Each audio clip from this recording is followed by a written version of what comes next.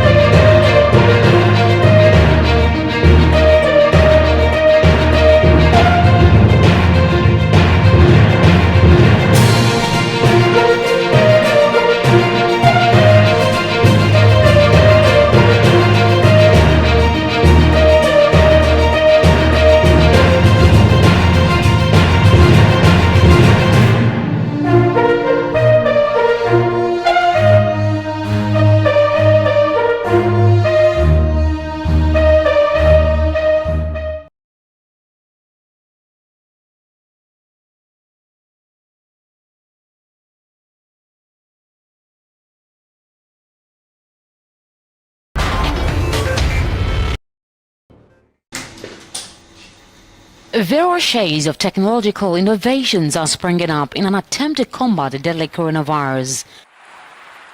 In Senegal, 3D printers are being used to create facial masks to augment the safety of frontline workers. In these small workshops, dozens of masks are printed and assembled every day before being delivered free of charges to hospitals, pharmacies and clinics. We saw that there were many initiatives in other countries to equip doctors. In Senegal, we have problems with equipment and resources. But since we have 3D printers, we started to manufacture because we can help. In the Liberian capital, Monrovia, inhabitants have set up neighborhood checkpoints to ascertain the temperature of those who come in while ensuring people wash their hands, a strategy they employed during the deadly Ebola crisis a few years back. Some Liberians are self-doubting that the sickness is not in the country. That's all their belief. So when they saw the guys putting those gates and things down, telling people to wash their hands, having the instrument testing, taking the temperatures and things, some try to get the eye that indeed it is true. Meanwhile, in South Africa, President Cyril Ramaphosa announced a $26 billion aid package to support the economy and the country's most vulnerable people. The announcement followed violent clashes with the police in some areas during the distribution of food packages. Another significant area that requires massive additional expenditure is the relief of hunger and social distress in our communities across the country. Some unique measures are also being employed in parts of Africa. People in Madagascar are enthusiastically consuming a herbal tea named COVID-19 Remedy. While some doubt the efficacy of the herbal brew, the Malagasy president, Andrew Rajoelina, said its effectiveness is noticeable in 7 days. On the African continent, strategies are multiplying to defeat the virus. UNICEF has also released a new version of Miriam Makiba's hit Pata Pata, performed by Benin's Angelique Kidjo.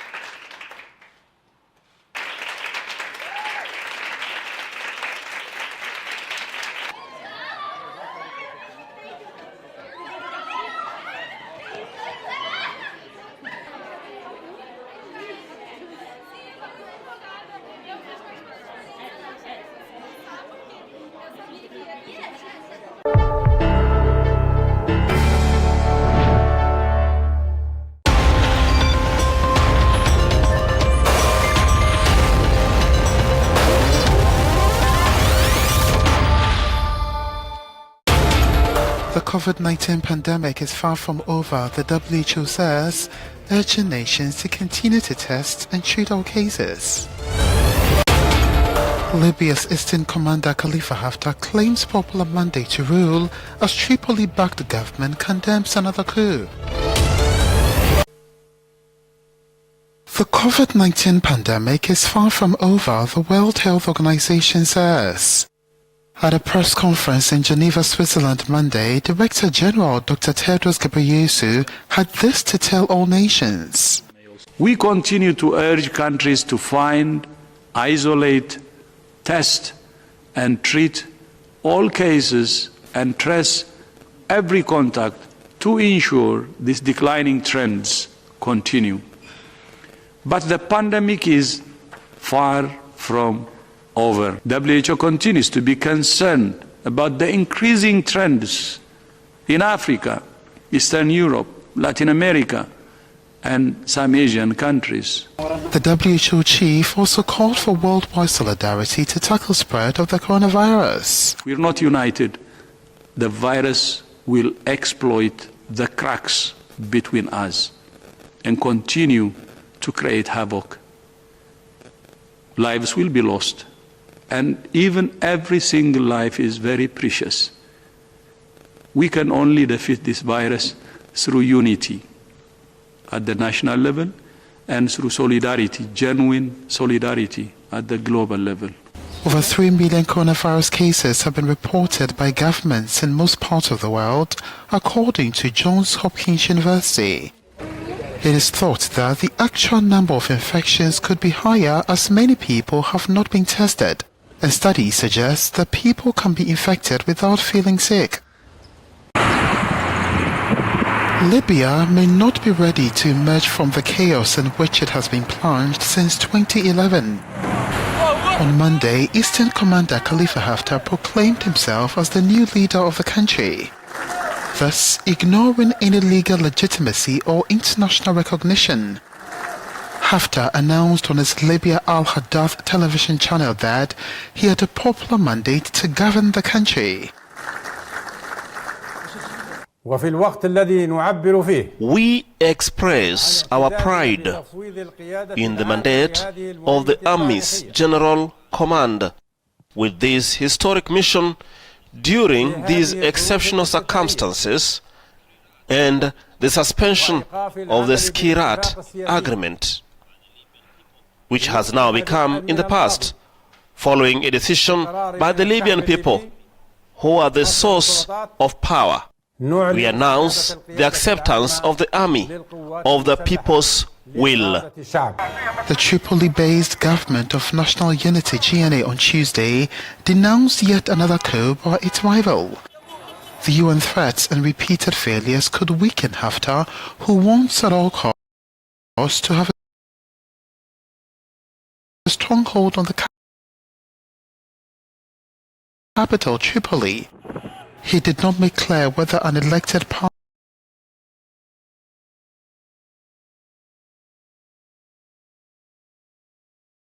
parliament in the country's east, a signatory to the deal,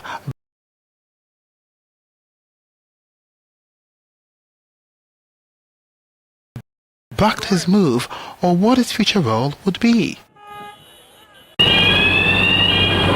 Kenya is struggling with the price of medical oxygen as the country tackles the spread of the new coronavirus. The price of medical oxygen for hospitals is currently 5 times what it costs. So we are poor, but we pay 13 times more for a liter of oxygen than our rich counterparts in the north. So the price difference is one thing that worries me, because if the cases go up, for example, for COVID-19, then the hospitals can't even afford it.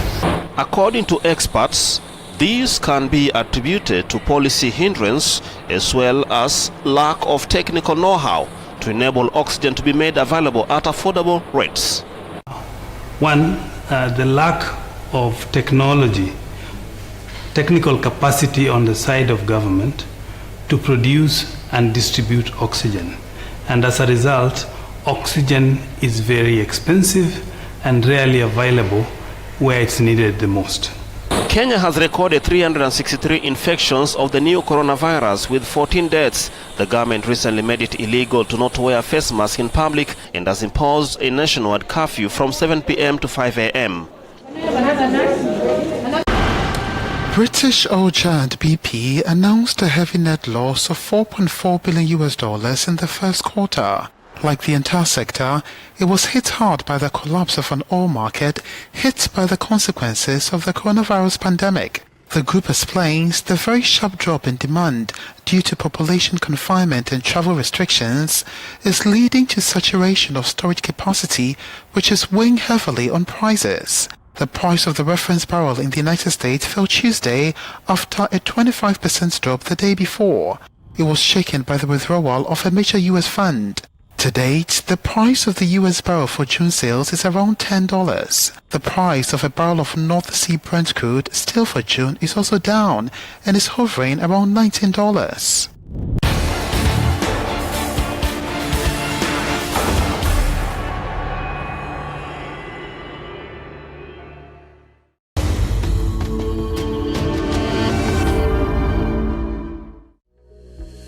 Seven tips for protecting yourself against the coronavirus. 1. Wash your hands regularly with soap and water or with an alcohol-based gel. 2. Need to cough or sneeze? Do it into a tissue or a bent elbow and then wash your hands. 3. Stay at least a meter away from other people, especially if they are coughing, sneezing, or have a fever. 4. Avoid touching your eyes, nose, and mouth. 5. Avoid direct contact with live animals. If this is impossible, make sure to clean your hands afterwards.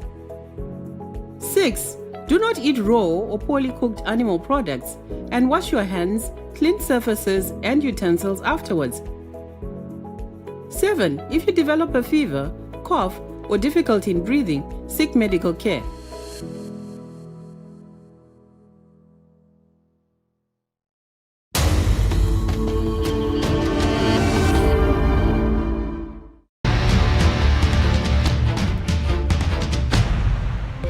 Want to get the latest on business? From African to international financial hubs and major players, from small and medium-sized firms, in Business Africa, we examine and evaluate the top financial stories. Join me on Business Africa, only on African News and africannews.com.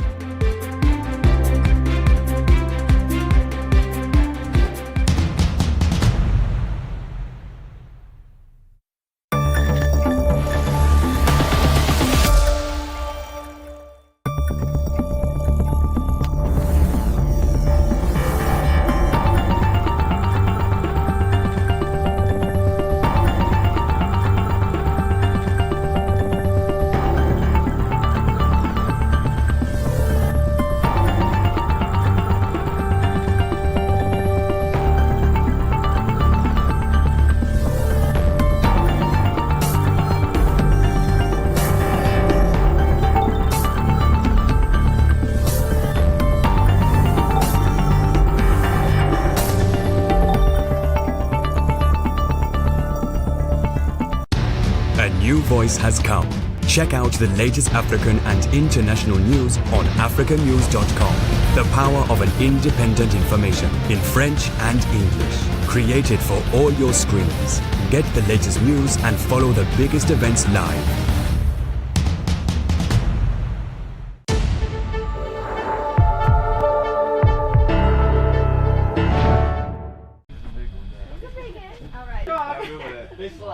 I got a big run coming up on Sunday. I need to be really. I can't remember myself up. And are we okay here for a minute, Hammer? Yeah. Okay. Hammer, you want to? Are you okay, Tom, for a minute? I got. Watch this. Okay, back up 6 feet apart. I'm taking.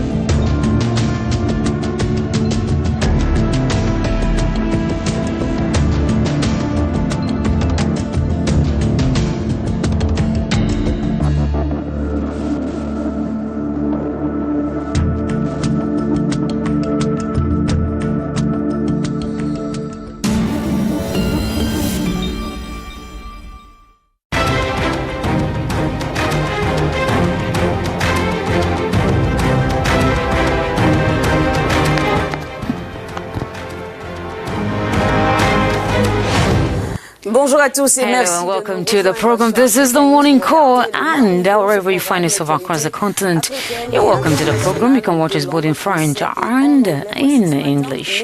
We are live from Indonesia in Point Noir, Congo. Coming up in the headlines for this morning, Amnesty International in Burundi debanks the holding of a presidential election in Burundi as the campaign enters day 2. Besides the timing, on décrypte tout cela dans quelques instants avec Rachel Nicholson. The country battles COVID-19. What are the underpinning issues? We have more. En Côte d'Ivoire, la justice a-t-elle mis fin aux ambitions présidentielles de Guillaume Soro? L'ancien président de l'Assemblée nationale en exil en Europe a écopé de 20 ans de prison ferme. The former president of Ivory Coast National Assembly, who's in exile in Europe, has been handed a 20-year imprisonment sentence and a fine of more than €6 million. Le président américain Donald Trump charge à nouveau la Chine alors qu'il tient déjà le géant asiatique pour... US President Donald Trump charges China again while he already holds the Asian giant responsible for the spread of the pandemic. This time the White House boss has raised the possibility of demanding millions of dollars in financial reparations from Beijing. These are the stories making headlines across the continent. Thanks for joining us once again. 7 candidates are officially campaigning in Burundi in the run-up to the presidential election of 20th May. An electoral campaign raising controversy in the country and within the international community. The opposition denounces an election in the heat of a health crisis. Amnesty International denounces attempts to intimidate members of the main opposition party and the media. The UN Office for the Protection of Human Rights was closed down in February 2019. Besides that, BBC Radio and VOA have both been banned from broadcasting in the country, and most local independent media and human rights organizations have also been closed. IWACU, the independent newspaper, also reported Tuesday that one of its correspondents, Jackson Bahati, was manhandled by a police officer while doing his job. The journalist is still at the police station, or in police custody, I should say. So what is really happening in this country? Let's find out more from an Amnesty International researcher, Rachel Nicholson, as she joins us online. Amnesty International, Madame Rachel Nicholson. Bonjour, merci d'être avec nous. Hello and welcome to the program. Bonjour.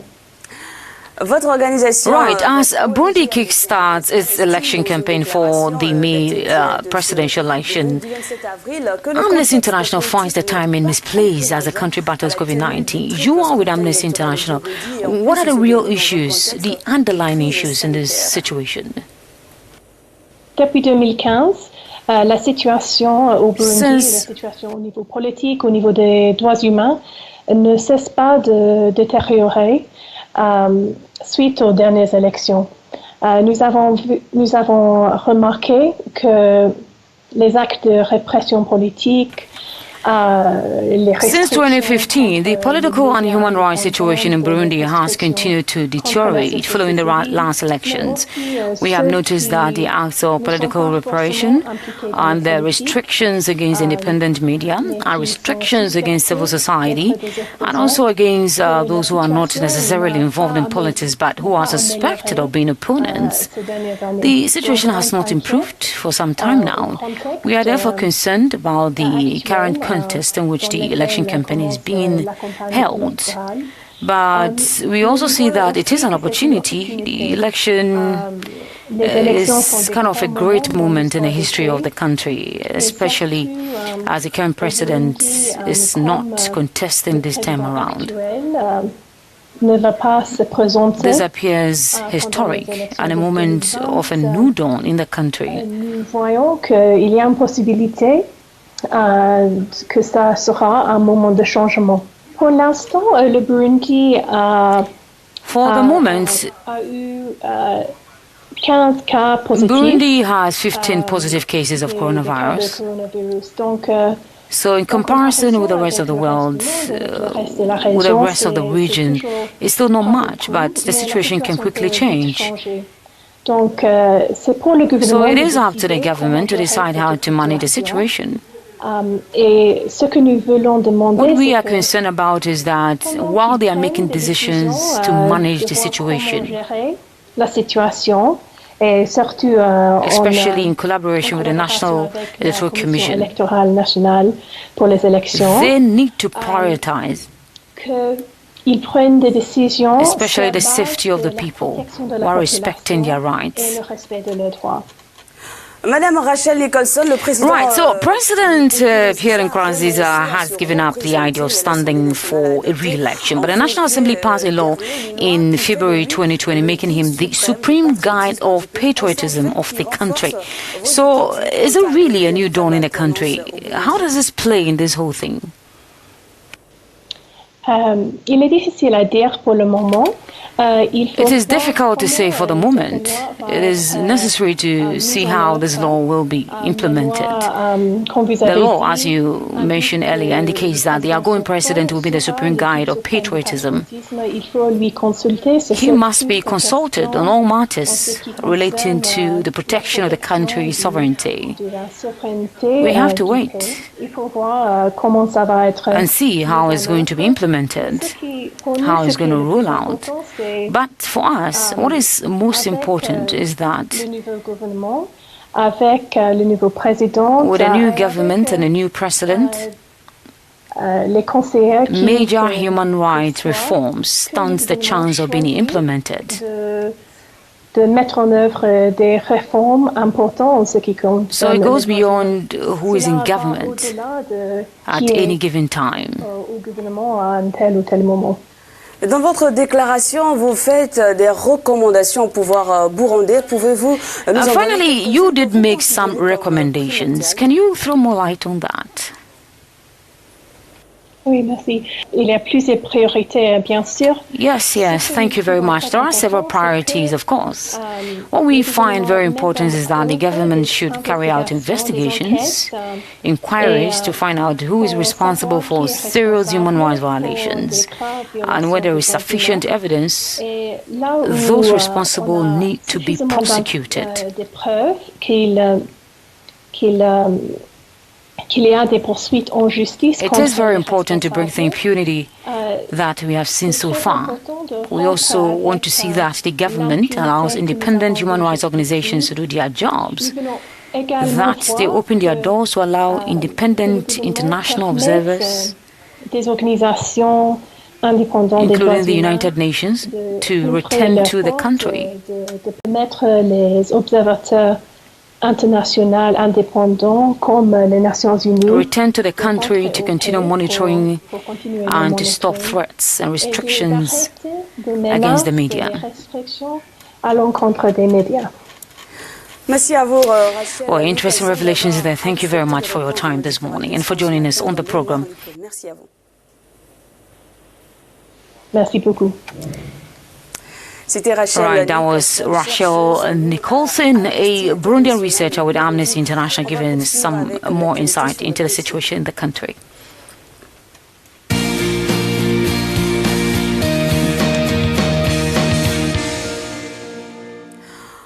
En Côte d'Ivoire, condamné mardi à 20 ans de prison pour corruption, l'ancien chef de la rébellion ivoirienne. Welcome to the African Journal segment. Sentenced on Tuesday to 20 years in prison for corruption, the former leader of the Ivorian Rebellion and former Prime Minister Guillaume Soro, who has been living in exile since December, sees his political horizon darkened with 7 months to go before the presidential election for which he aspired. He was found guilty of embezzlement of public funds and money laundering when he bought his Abidjan residence. Here's more. Il faut savoir que cette décision est l'amorce d'une nouvelle ère. Well, this decision marks the beginning of a new era in Côte d'Ivoire. Partout où il se trouve, disons que notre État puisse se conformer à ses engagements, à savoir la lutte contre la corruption, chère à notre Corrupt people must be tracked down. Le procès est loin d'être politique. Vous avez constaté à l'audience avec les différents. Because we are committed to fighting corruption, to fight people who are corrupt. Ont été effectivement détournés au préjudice de l'État de Côte d'Ivoire. Sauf And that is very important for the country. En ce procès, une quelconque volonté politique. Quittant la Côte d'Ivoire, direction à présent la Libye, accusée par ses détracteurs de vouloir instaurer une nouvelle dictature militaire en Libye, près d'une décennie après la chute. Now let's move on to Libya, accused by his detractors of wanting to establish a new military dictatorship in Libya, nearly a decade after the fall of Muammar Gaddafi's regime. Marshal Haftar, who controls the east but also part of the south, announced Monday evening the transfer of power to his self-proclaimed army, saying he had accepted the will of the people and his mandate. Here's more. Libya may not be ready to emerge from the chaos in which it has been plunged since 2011. On Monday, Eastern Commander Khalifa Haftar proclaimed himself as the new leader of the country, thus ignoring any legal legitimacy or international recognition. Haftar announced on his Libya Al-Hadath television channel that he had a popular mandate to govern the country. We express our pride in the mandate of the Army's General Command with this historic mission during these exceptional circumstances and the suspension of the Skirat Agreement, which has now become in the past, following a decision by the Libyan people, who are the source of power. We announce the acceptance of the army of the people's will. The Tripoli-based Government of National Unity (GNA) on Tuesday denounced yet another coup by its rival. The UN threats and repeated failures could weaken Haftar, who wants at all costs to have a stronghold on the capital, Tripoli. He did not make clear whether an elected parliament in the country's east, a signatory to the deal, backed his move or what his future role would be. Et puis, direction à présent l'Afrique du Sud, où les célébrations de la journée de la liberté ont été... And in South Africa, the country that commemorates its first post-apartheid elections every April 27th has chosen to use this date for a major campaign to battle COVID-19. Campagne de dépistage de cette maladie dans les bas quartiers. South Africans did not mark a National Freedom Day celebration on Monday. Rather, people were tested for signs of COVID-19 in the densely populated Alexandra Township under lockdown.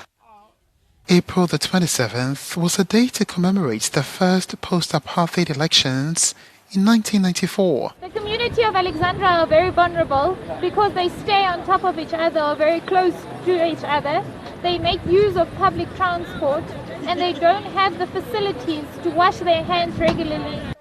Residents feel testing for the coronavirus was crucial at this time, but they hope to celebrate in the future. Freedom Day is very important for us, so the corona just disturbs us. So I hope please the first and last year for the not celebrating Freedom Day. I think it's best to get to get tested because we are staying a lot of people in one house, and I have a kid, so I have to check my health to help others and to help myself. Health comes first. Cuba dispatched 217 medical professionals to South Africa Monday to help the country treat COVID-19 patients. The country has registered over 4,500 infections with 87 fatalities as of Monday, April the 27th.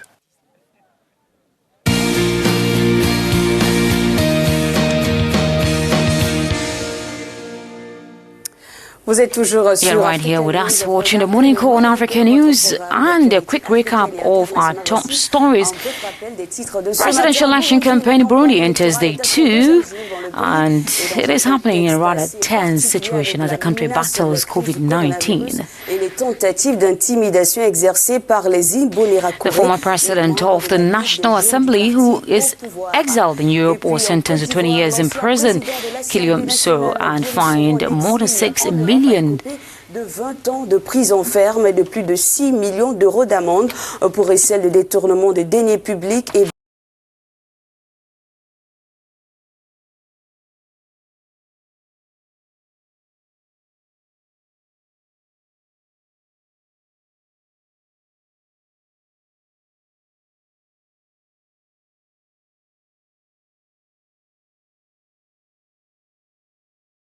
for embezzlement of public funds and money laundering. And still to come is the grand angle. Stay with us. À suivre dans le Morning Call, le grand angle, mais avant quelques titres de la presse.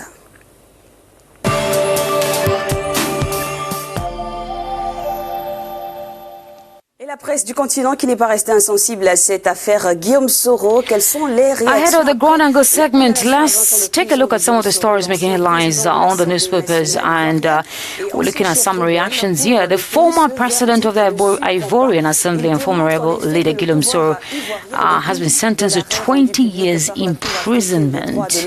Well, for the Lepe side, this verdict has come as no surprise, as it shows that Ivorian authorities, despite the ruling made public by the African Court on Human and People's Rights, did not have the slightest hold on the case and decided to pursue it to the end. This in itself raises the question of the credibility of this court in the eyes of some African leaders, according to this site. However, there are member states that have turned a deaf ear to the injunctions of this African court, and this is not the first time, according to this site. Côte d'Ivoire, Senegal, and Burkina Faso, they have also been reluctant in implementing the decisions of the same court. Hence, there is every reason to believe that the powerful Alassane Ouattara is de la Cour africaine des droits de l'homme et des peuples n'aura servi à rien.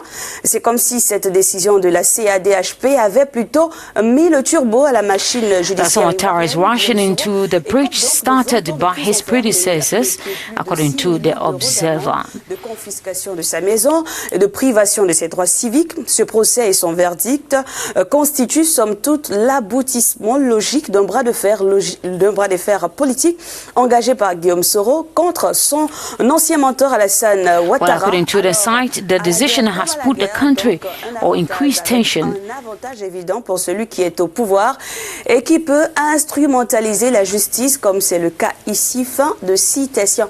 Voici quelques-unes de la presse sur le continent. On poursuit avec. So that's it in a press review for this morning. International news is next.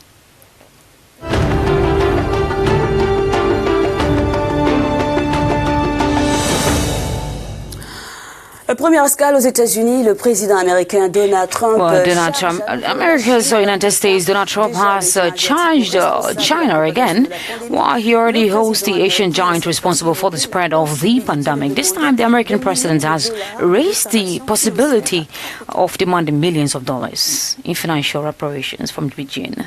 Briefings of the coronavirus working group were over, but not the classical one by Donald Trump. The US president again blamed China. He raised the possibility of seeking millions of dollars in financial reparations from Beijing. We are not happy with China. We are not happy with that whole situation, because we believe it could have been stopped at the source, it could have been stopped quickly, and it wouldn't have spread all over the world. Thank you. While the Washington Post reveals that Trump was warned as early as January about the danger of the virus, he ignored it. The The White House chief also rejected any responsibility for the increase in the number of people ingesting disinfectants against COVID-19. Trump said he was only being sarcastic. New guidelines issued by the White House for the reopening of businesses and schools are still unclear. As for coronavirus testing, the goal would be that each U.S. state could test at least 2.6% of its population each month. But only 19 out of 50 states will be able to do so. In New York City, hospitalization and death rates in the state continue to decline from their peaks earlier this month. But the governor believes that containment measures scheduled to expire mid-May may be extended in many areas of the state. In Atlanta, Georgia, restaurants have begun cautiously reopening their doors. Le géant britannique des hydrocarbures, BP, fait les frais de la crise. The coronavirus pandemic has taken a heavy toll on British oil and gas giant BP. Authorities say the company has lost over $4 billion. British oil giant BP announced a heavy net loss of $4.4 billion in the first quarter.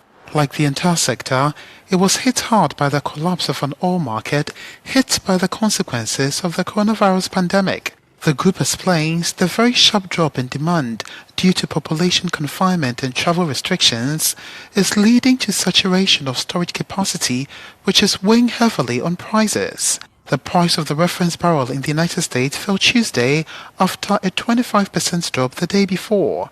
It was shaken by the withdrawal of a major U.S. fund.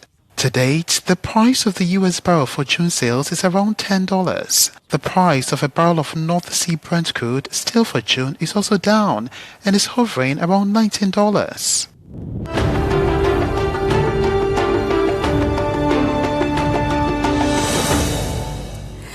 L'actualité africaine et internationale sur Africa News. Commentez nos différentes informations en langue. Remember that our social media handles are activated. You can send us your reactions to some of these stories right here.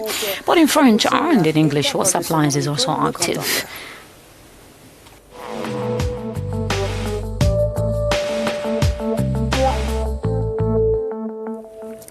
Le PAM, le Programme alimentaire mondial des Nations Unies, mise sur une application de commerce en ligne pour fournir une aide médicale. The United Nations Welfare Programme is relying on an e-commerce application to provide medical and humanitarian services.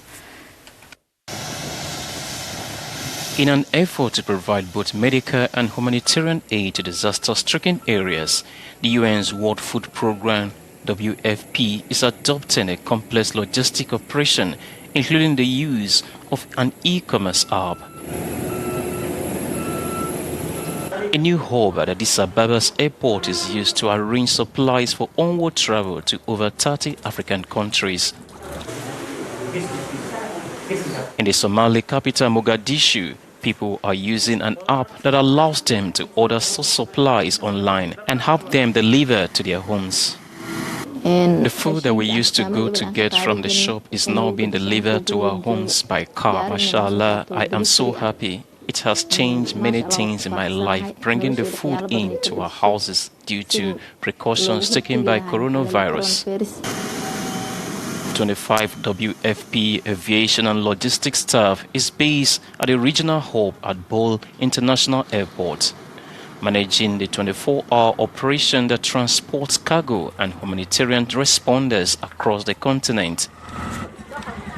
Through a mobile application, the e-commerce app beneficiaries can shop online and have the supplies delivered to their homes. Une application à utiliser massivement. Et puis on va poursuivre le Morning Call cette fois avec le No It's Comment. watching the Morning Call. Next is the No Comment segment. Électoral au Burundi, c'est notre No Comment de ce mercredi matin. Regardez.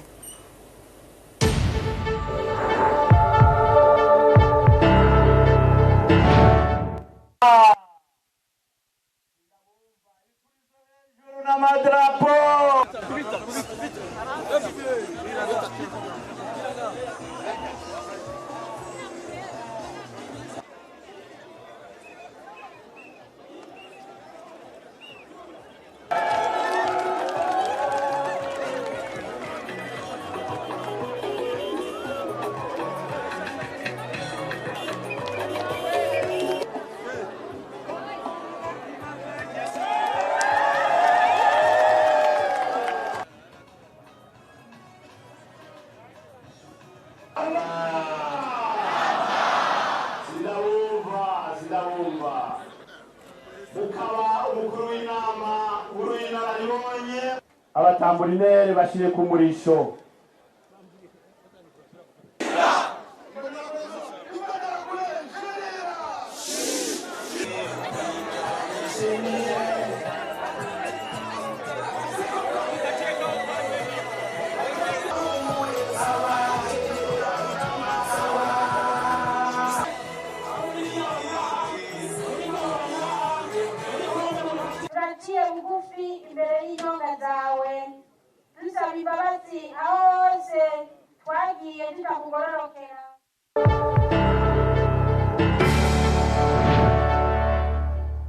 Merci de votre fidélité à tous. So as day 2, the presidential campaign in the country has started, and we'll be following that very closely.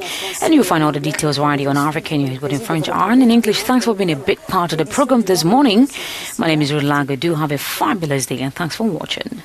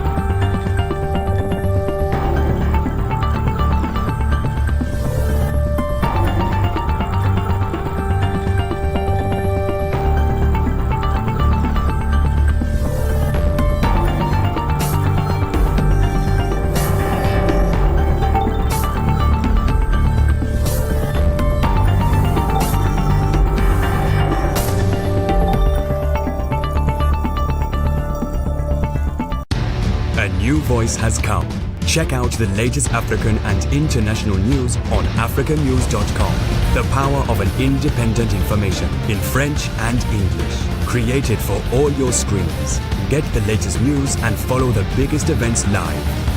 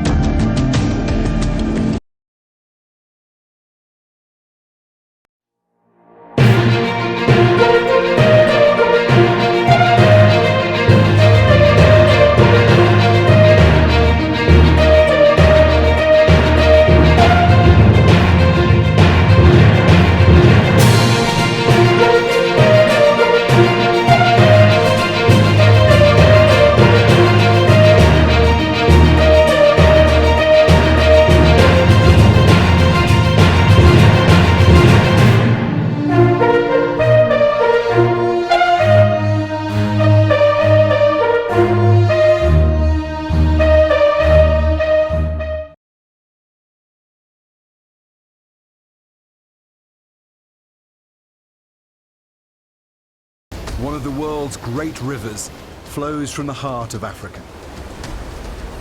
It cuts through the largest rainforest outside the Amazon, with wildlife found nowhere else on Earth. It's amazing. The Democratic Republic of the Congo is a vast, beautiful but tormented place. Ntango elitakala bankoko bakiso balena mpasi le beloko mpimbo mbebeta. This country is rich, but its people are among the world's poorest. For centuries, its resources have been plundered and it's been ravaged by war. From here, you cannot find anybody. They start going, all of them. They will disappear here soon. The violence goes on, and now it's plagued by Ebola. But some change is coming to this country the size of Western Europe. With elections finally on the horizon, we're setting off on a long and challenging expedition to follow the Congo into the heart of Africa.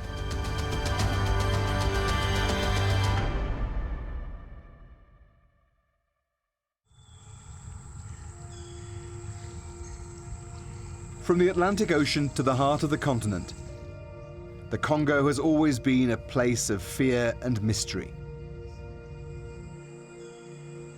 The mouth of the river is lined with ancient mangrove swamps.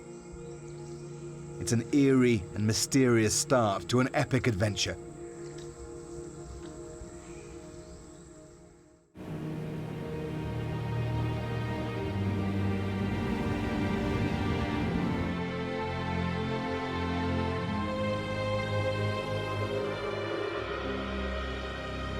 Well, this is the point where the Congo River and the Atlantic Ocean meet.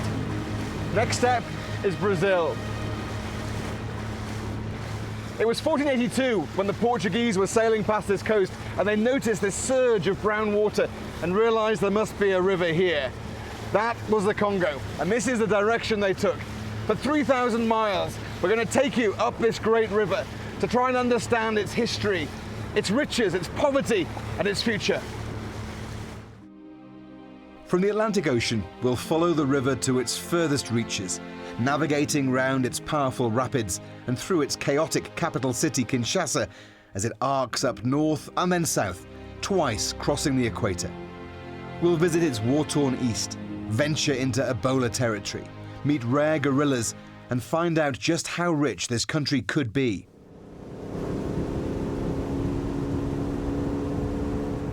As they sailed up this first stretch of river, the Portuguese must have dreamed of the great riches that lay ahead. They found a well-organized society, the Kingdom of the Congo, open to their offers of trade. But less than 100 kilometers inland, they hit an obstacle that it would take centuries to get around. The rapids. A series of steep cataracts make this stretch of the Congo impassable by boat. And so this port, Boma, became a European centre of trade. Guns and goods came in, ivory and slaves went out. These odd monuments in the town reflect that past. It's not a great likeness, but that's Henry Morton Stanley, the first European to travel the Congo from its source to the sea. Stanley was a Welshman who took 999 days to travel here from the eastern coast of Africa. It was an epic journey and opened up the interior of Africa for exploitation. Le voyage de Stanley avait un but.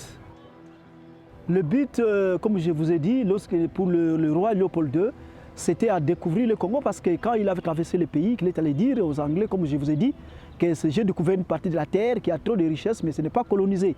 Si les Anglais avaient accepté, les Anglais, nous, on allait être colonisés par les Anglais. Mais après tout, on lui a demandé d'aller voir le roi Léopold II qui avait des possibilités, et celui-là s'est intéressé du Congo. The Belgian king was looking for his own colony. The men met, and the Congo Free State was born. Boma was its capital. This was once the Governor-General's residence, but it's not a time in history that's remembered fondly.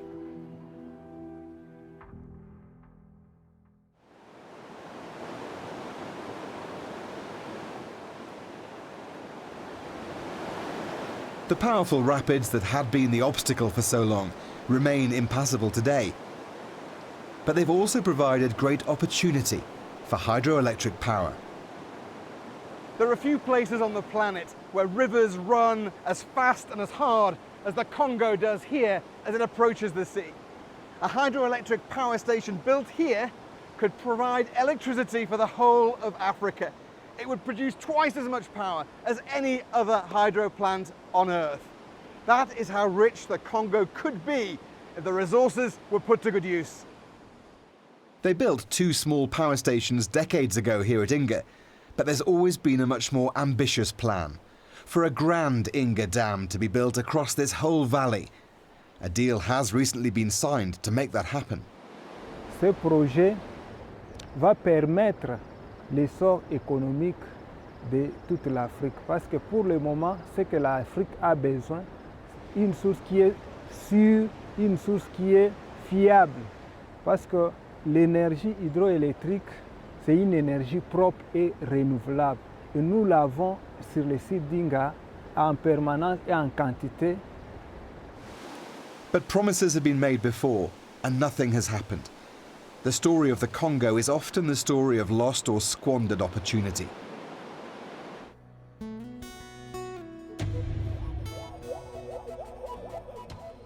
To get around the rapids means we need another form of transport.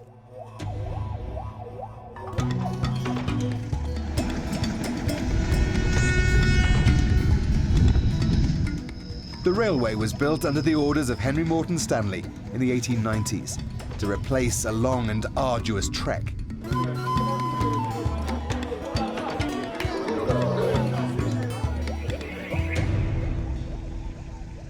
Around that time, Joseph Conrad walked the route to become a steamboat captain upriver. His diary became The Heart of Darkness, a novel whose title created a stereotype that still haunts the DRC today.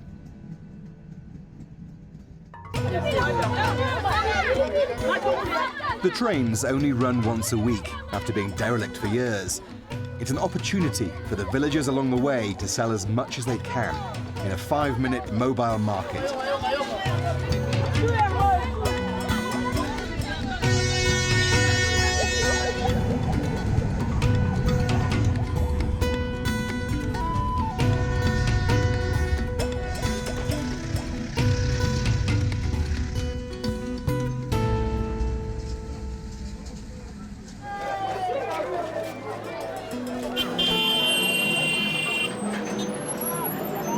Kinshasa, the Democratic Republic of the Congo's crazy, chaotic capital.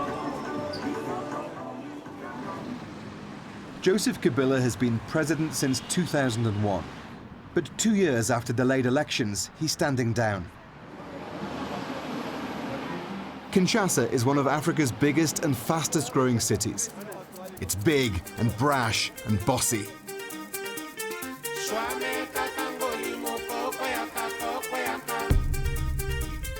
There's a strange but colourful subculture that's grown out of Kinshasa and across Africa. The sapeurs, who put their confidence on display.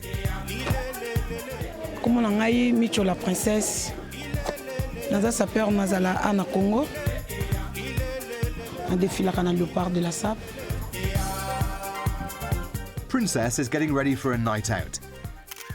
The French acronym SAP, SAPE, stands for the Society of Ambience Makers and Elegant People, and she certainly fits the bill. Vous comprenez? Naza mamu tema be mambo ilamba pone ilamba donc na kotambula nanga na vai nanga bonaza na bino normal. Mais so na sina lati déjà Japon et mon asanjaka déjà tidia au senti pena ke donc tam so na lati mapango na nzoto nanga. Bat musu ba osumba mituka, ba musu ba osumba mapango minga na ozo mbonga osumba lupango na osumba on ilamba. Na on pesa ngo idéologie fona za nango fier. Comprendre?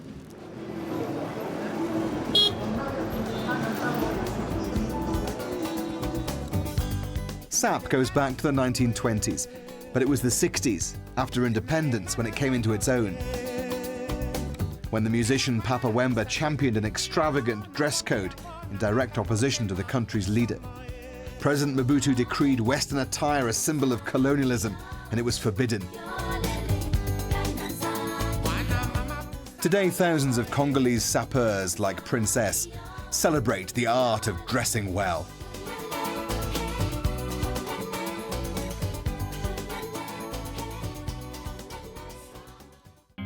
From here in Kinshasa, the rapids end and boats can travel the river again. And so begins our long arc up to the equator and to Bandaka to explore life on the river at the first major port.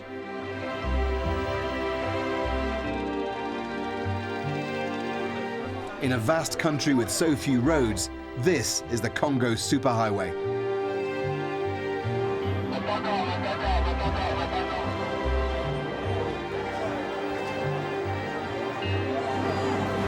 Well, this is how people get around a country the size of Western Europe with very little infrastructure connecting it. When there's a huge river, they go by barge. These go all the way from Kinshasa right through to Kisangani, hundreds of miles with many, many stops along the way. And they're like small villages. People eat here, sleep here, they brave the elements and the mosquitoes here as well. And there used to be many, many more of these decades ago.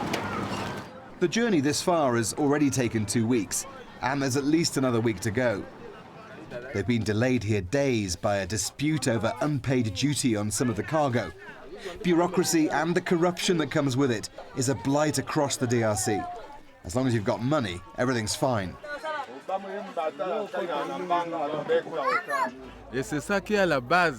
This man's a big fan of travelling by barge. Just like a big family, he says.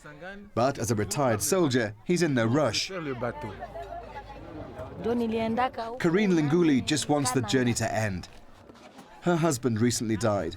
She's disabled and has run out of money to buy food for her kids on the boat.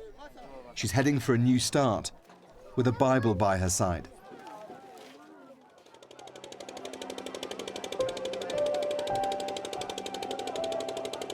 During the Belgian colonial times, this river really was a highway. Among the traffic were luxury steamboats. The remains now lie rusting along the banks. The workshop's quiet. In many ways, the Congo has gone back in time.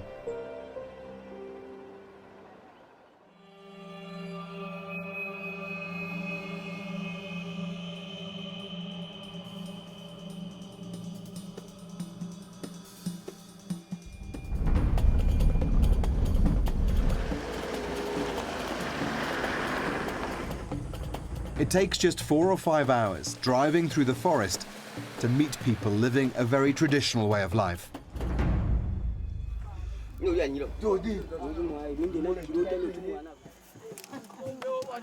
This is Boyanga village.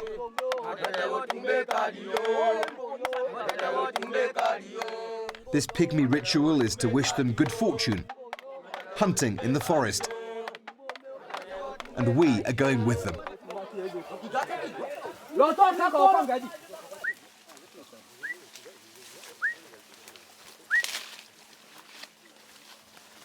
They're looking for wildlife and useful plants along the way.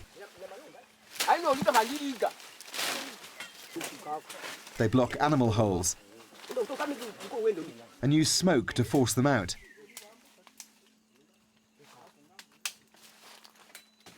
It's the way they've always hunted.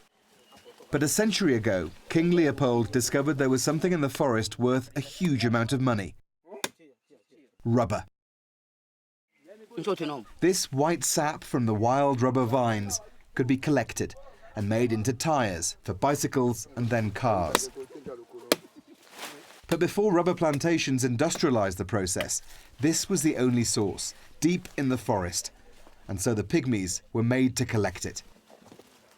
Ntango elitakala bankoko bakiso balena mpasi le beloko mpimbo mbebeta nkakanga donc mbloka nkomo epenyanya bon tofo le zéro tofo sale mpe rien to yala nko mpimpita bekpa bi tofo ate bekpa yanko bimpita déjà dia le penyan ko moi jamais. Le couteau caille, donc au coup si t'allais prison, mais quand même djou au volé, donc aucun n'a pas au coup seconda au coup soit même l'anjou. The feared whip was called a chikot and made from dried hippo hide. But an even more brutal punishment was common. Some of those who didn't collect enough rubber had their hands cut off. Up to 10 million people died under the regime of King Leopold II. And early photographs of atrocities led to the world's first international human rights campaign. It hastened the end of King Leopold's rule, but his personal colony, which had made him rich, was handed over to Belgium in 1908, only for exploitation and brutality to continue. It was the Belgian Congo until 1960, even though there was little free about it for the Congolese. With independence came retribution and a great white flight from the country. Many Belgians left. The Congolese were handed a place rich with natural resources, but without the knowledge and training to use them. Such was the colonial style that few people were qualified doctors, academics, or tested leaders. The country was cast adrift.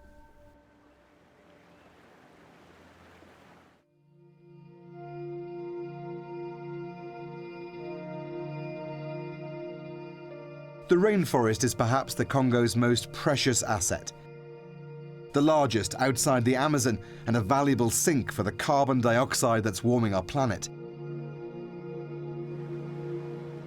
But demand for charcoal means it's going up in smoke. A solution to that is being explored in a nature reserve on a remote bank of the Congo River. Yangambi was the world's largest tropical forest research station. Hundreds of expats and their families lived and studied here until they left in the Congo crisis. At that point, everything ground to a halt.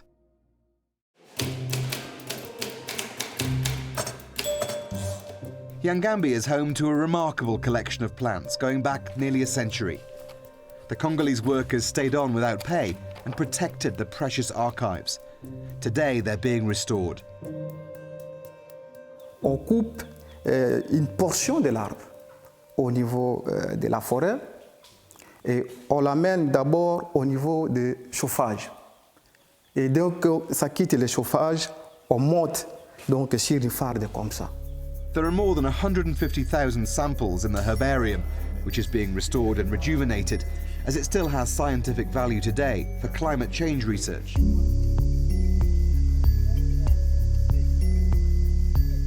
They're planting fast-growing trees to be turned into charcoal instead of the rainforest. And there's a bigger plan to generate electricity from biomass, burning an old, unproductive rubber plantation and then using these new trees to create a sustainable source of fuel. It's the usual balance between conservation and economic growth, and it's a battle being fought along the length of the Congo.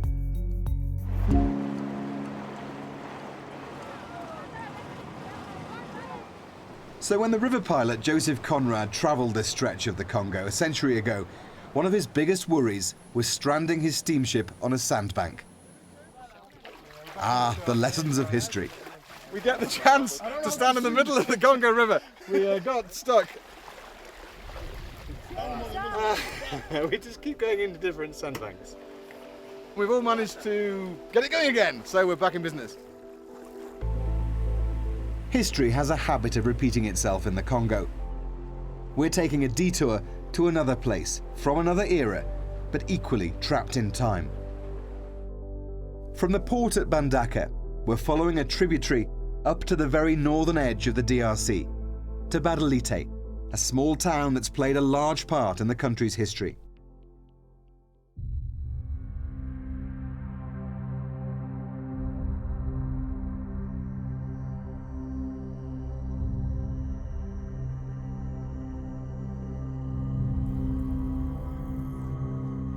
This strangely haunting place was the home of the man who ruled the Congo for more than 30 years. A dictator who renamed the country Zaire, President Mobutu Sese Seko. Welcome to what's left of his jungle palace. In its day, this was the height of opulence. It's painful for me to come here.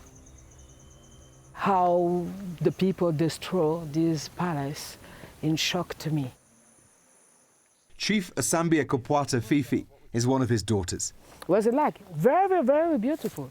At the entrance, in your left, on the road, there were one Picasso's painting. The main rituals. After independence, Mobutu became the army chief of staff. He arrested Patrice Lumumba, the country's first prime minister, who had turned to the Soviet Union after being shunned by the West. With the Cold War backing of Belgium and the CIA, Mobutu handed Lumumba to the rebels to be killed. His body was cut up and dissolved in acid. He is normally reclusive and camera-shy. It builds his mystique. The scale and pomp of this highly visible ceremony are designed to bolster his fast diminishing authority. It is also an unwitting acknowledgement that he knows he's in trouble. Mobutu transformed himself into a classic African dictator after becoming president in a 1965 coup. Political opponents and rivals were killed or tortured. His regime was totalitarian and corrupt. He got rich while the country got poor. What was he like as a person? A generous person. I tell you the truth, it's not only because it's my family, no. He liked all the children. He liked his family. He's been alleged to have been a terrible president, brutal. Oh, brutal?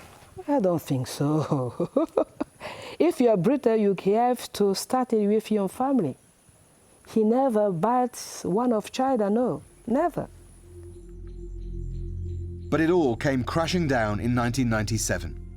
An invasion and a coup forced Mobutu out, and he died in exile. It's when the looting here began, and when time stopped in Badalite.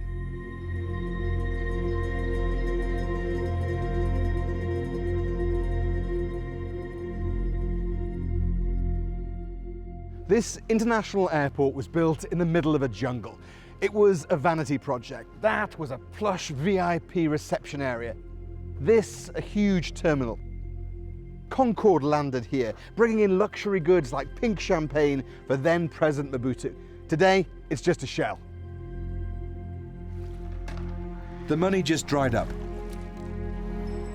This distant town on the edge of the country owed its privileged position to one man, and he'd gone.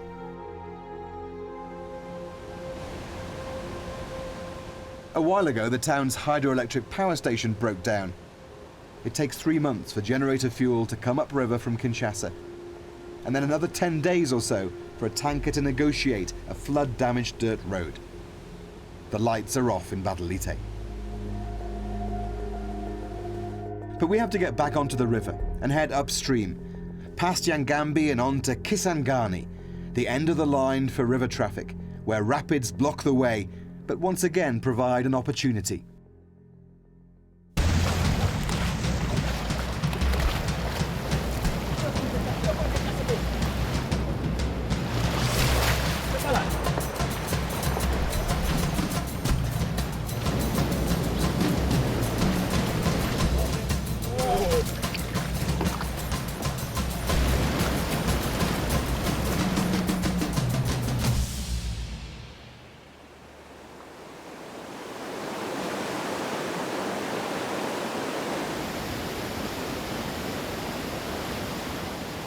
The Wagania fishermen use the white water to help them with their catch.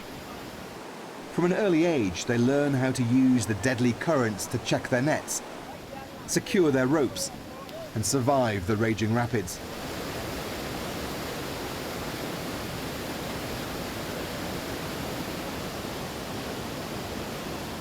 These huge wicker baskets trap the fish. So when the water's really high, there are hundreds of these guys out here with hundreds of these nets, and they're pulling in huge fish. The water's not as high at the moment. You can see how dangerous it is today. Imagine when this is in full flood. It's crazy. They're brought up from little kids to do this, and they do it very skillfully.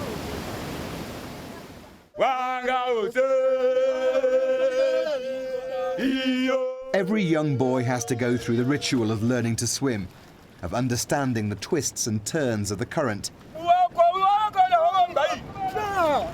It's his first plunge into a tough life on the river.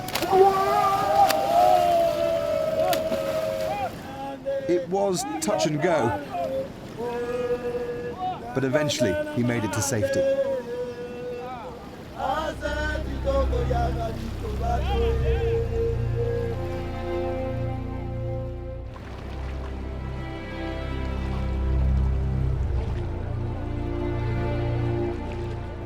From here, the main river channel turns south, but we are going to keep going.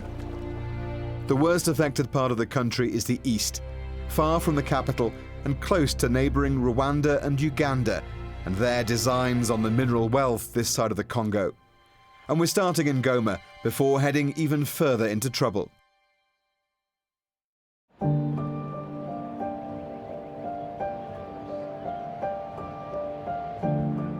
This city is home to a towering active volcano. This region is the epicenter of wars which have raged for the past 2 decades. Millions of people died in the fighting and in the humanitarian crisis that followed. Scores of armed groups are still active in this region today. You have these local conflicts that often displace hundreds of thousands of people, and there's an active Ebola outbreak. Welcome to the Eastern Congo, and this is where things are going to start getting dicey. The violence here started after the genocide in Rwanda in 1994, as Rwandan troops followed the killers over the border. Rebels backed by the neighbours marched on the east and kept going. By May 1997, Mobutu was out, and mob justice was turned on his enforcers. His successor was the rebel leader Laurent Kabila, the warlord turned statesman. Je jure fidélité à la nation. But just a year later, rebel soldiers supported by Rwanda and Uganda launched a rebellion against Kabila. Swift regional diplomacy and the offer of mining rights brought him Zimbabwean, Angolan and Namibian support to drive out the Rwandan-backed forces. It turned one country's crisis into a regional war. Over the years, millions died. Millions more were forced from burned homes. Despite a peace deal, militants splintered and spread. After his father's assassination in 2001, Joseph Kabila took over as president. The violence continues today.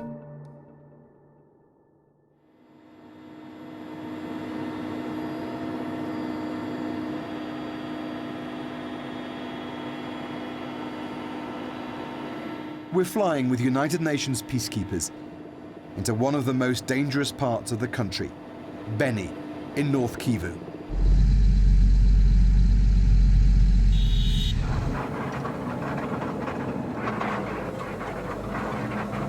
You're on patrol with us with the United Nations forces here, going out into quite a dangerous area. There's Ebola nearby, and also there is a very strong militant group here that over the last few days has killed probably dozens of civilians. The group is called the ADF. They're a group that have been around 20 years, and they're living in the forests. There's huge impenetrable forests just to the east of this area. They act in there, they do hit and run attacks, they kill civilians, they target UN vehicles like this one, and they target the local Democratic Republic of Congo forces as well. So we're going to a village, and then we're going to get out, walk around, see what happens. They just want to show that they're here.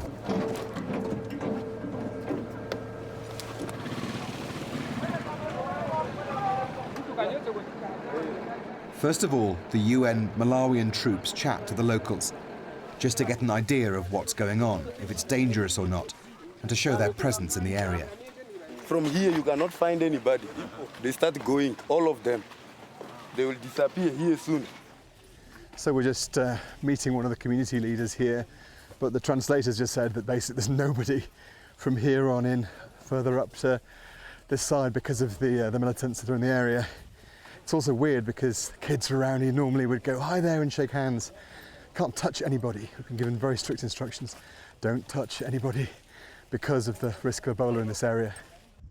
The UN isn't popular here. People are suspicious of soldiers, particularly from Western countries. They are wondering how can the enemy cross all of this bush and reach the town and start killing people just there at the town. So for them, they are feeling bad because they have suffered a lot. It's best not to hang around too long. After a short patrol around the town, it was straight back to base. It's hard to get much done when safety is such an issue, and they're only on the ground for a short period of time. The UN funding has been cut, and they're taking a new approach to getting forces with tougher rules of engagement out to the most dangerous places. It's a difficult balance for the commander. We have only two ways to really protect the civilian population here. Is to be able to deploy preventively, to arrive in the villages, the area on the civilians are, before the armed groups, is one. And the second one is to go after the armed groups which are imposing threats to this civilian population. The spokesman for the government says it wants the UN out by 2020, the whole UN. What would happen if you left? I believe that UN is making the difference here, because the state is not present in many areas of this country. There are remote areas here where we don't see the presence of the state. So if we left the area, I believe that the situation, based on the current environment, the situation could worsen very quickly. The situation here is already worsening, with increased attacks and the spread of Ebola across this part of the country. Much of the eastern Congo is in a state of conflict and instability. Historical tensions across this whole region often spark terrible violence, as happened in Kalemi, our next stop, down on the shores of Lake Tanganyika.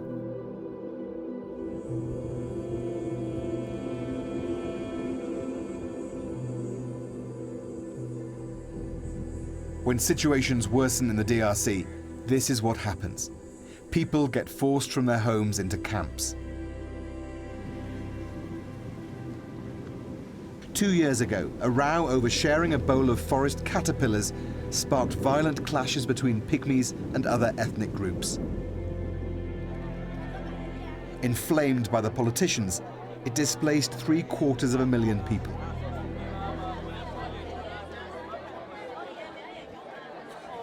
Ngande lubetwa yauna. Ngande lubetwa yauna. Mangaza moke.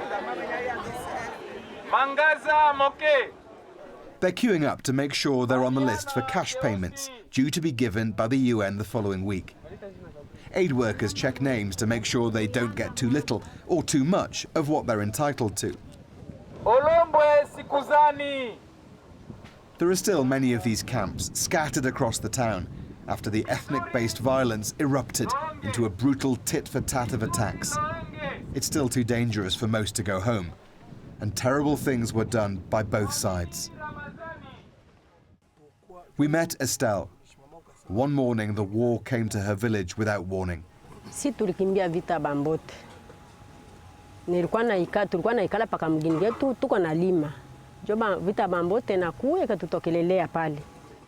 She was abused by them. They killed a woman and 3 men in front of her. Bakana sikule vile baka tutesa bisiki balipenda.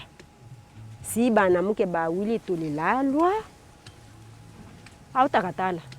Unaona kitumba kya mwenjako hivi bana kata singo bana tupa. Tuko nangana si tukachunga kietu kifu. Ule kumulima kwa balipandaka na siye. Njo kuwa bibi yabo. Unasikia. Aparti nitendwa tule kitendo tumbe na nilumaka ya hajabu. Huku hivi sipendaki hata kukutana na mwanaume. It took Estelle 2 months to walk 200 kilometers to escape the fighting. She now has little to feed her 5 children. Her 4-year-old twins died here.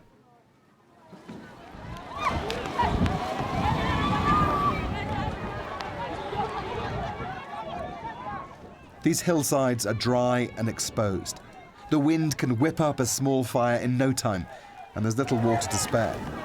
It's not surprising people panic. A nearby camp was recently burnt to the ground. Life is tense and desperate. Everyone's on edge, just about surviving. But the slightest thing can spark a fight. This was over those burnt possessions. Across this country, there are 14 million people who need aid just to stay alive. 5 million people have been driven from their homes by fighting. We could have gone to so many places, but we've come here where hundreds of thousands of people have been forced from their villages to live in these kinds of camps or in local communities. They've been attacked and targeted in an ethnic fight, treated brutally and sadistically. There are scores of armed groups across this country. It's usually about strong men wanting more power, but it's also about a government that doesn't have control in these places. That has always been the story of the Congo. It was built that way. Violence and suffering is burnt into its DNA. So much so that it's sometimes hard to see beyond. But in a young, vibrant and beautiful country, there is hope. Travelling towards the furthest reaches of the river, we're going to explore the rich mining regions of Katanga. But first, we're going back into the forest in search of something truly unique in Kahuzi-Biega National Park.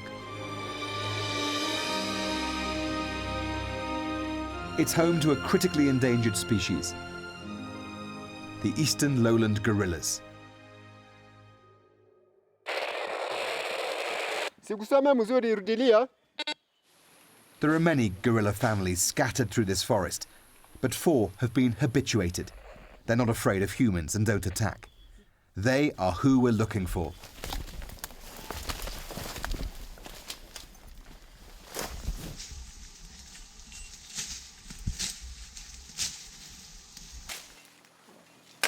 There is bamboo shoot here. It's the time of year when the gorillas feed on bamboo.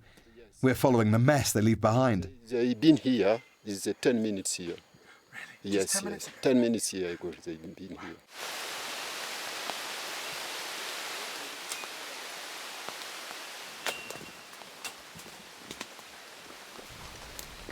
Well, we spend probably a couple of hours now in the jungle, cutting through, following places where they've been eating the bamboo shoots. We think we're getting close. A couple of times we've heard them, but the guys are still trying to pick up the trail now.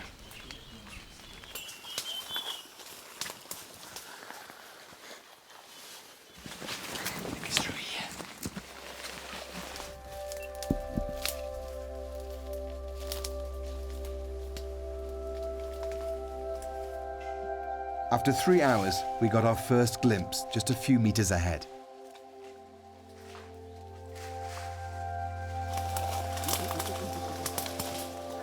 There's another one as well. That's the silverback.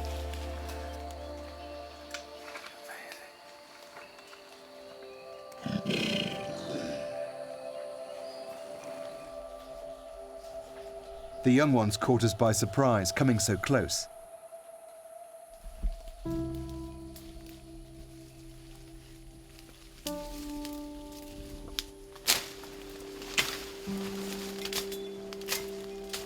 The masks we're wearing protect the gorillas from our germs.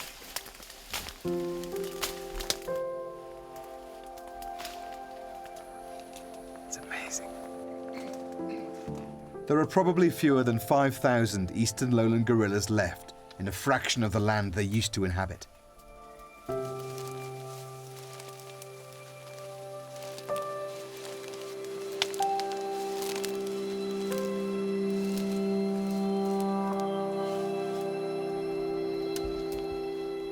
Being comfortable with humans allows visitors to come, to help pay for the conservation, but it's risky for them, with poachers and militant groups in the area. The first danger for gorilla is just the man. But in the jungle, is no dangerous in the jungle because they're feeding leaves, they're feeding fruit, they're feeding bamboo. No dangerous for our gorilla here in Kahuzi-Biega National Park. And after the war here in Congo, those gorilla family, the number is increasing for our gorilla, and it's very important. It's a truly magical and unique experience. But again, there's that struggle between preserving nature and using the country's resources for economic growth when people are so poor.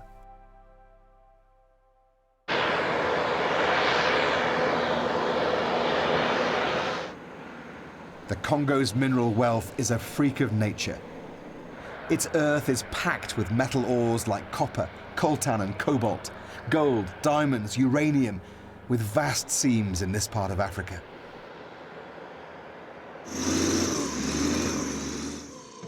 The colonizers extracted and exploited. Many bullets fired in the First World War came from Congolese metal, and the uranium for the bombs that ended the Second came from here. Copper was the key commodity, but what was once thrown away as a byproduct of that process has become its most valuable asset, cobalt. Cobalt was worth nothing until it became a key ingredient in electric car batteries. 60% of the world's supply is found in this part of the Congo. Once the ore has been broken up, it's a chemical refining process. Sulfuric acid in these huge vats leaches out different metals. It burns your nose and throat. Electrolysis transforms the liquid into sheets of copper, as the cobalt heads elsewhere to be dried and packed. So this is the final product. This is 35% cobalt. It will be refined further, but this is what they export from here. You can see the green color. This is basically what goes into your electric car battery, stops it from catching fire. This has doubled in price in the last couple of years. That's how much in demand it is. Wealth like this should transform a country, but the exploitation continues by big businesses and for personal gain. We have a lot of resources, and these resources have been our malediction. But at the same moment, these resources, if we can really manage them very well and stop people to be there just to loot without transforming, at least partially here, we can make it. Is it corruption that's eaten away at the wealth of this country? Yes, corruption is one of challenges among which we have to deal with. And the corruption also is a bad habit we have inherited when we got independence. The bad habits have to be fought, and it is one of our main program. We can't say that we have won, but still we are trying really to finish it, because we can't maintain being a very rich country with a very poor people. This can't be accepted at all. As the country votes in long-delayed elections, the hope for change and an end to corruption are on the ballot. But there's fear the process won't be free or fair. Controversial electronic voting machines are being used, and some opposition leaders have been barred from standing.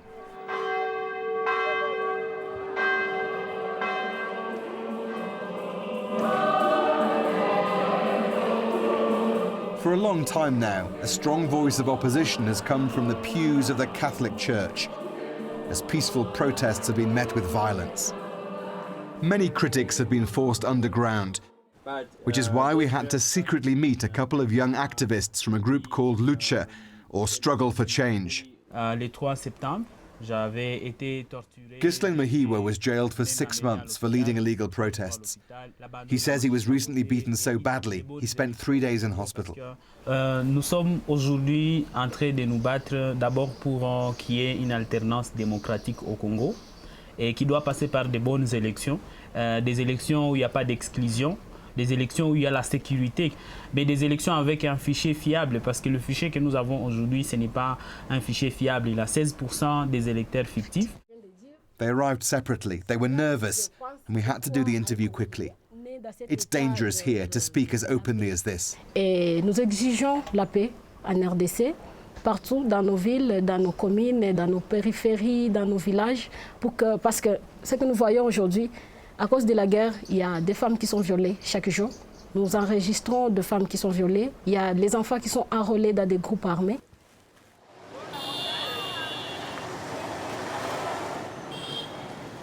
With Joseph Kabila not taking part, there is going to be a change in leadership. The majority hope it will be for the better, that the huge potential of the Congo will finally be realized.